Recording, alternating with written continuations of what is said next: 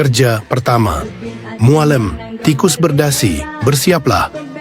Ketika Mualem melangkah ke kursi jabatan, harapan rakyat bergemuruh dalam doa dan harapan. Kerja pertama, jangan ragu, jangan lalai.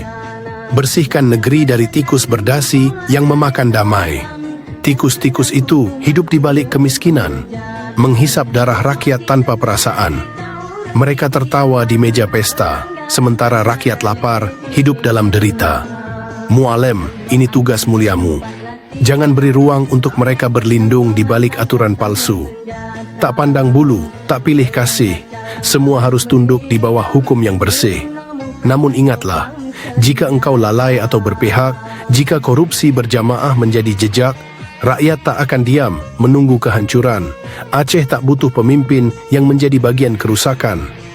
Langkahmu adalah pilihan nasib kami, bersihkan negeri atau kau terseret bersama duri. Tunjukkan pada dunia, Aceh punya pemimpin sejati, yang tak gentar melawan korupsi hingga negeri ini kembali suci.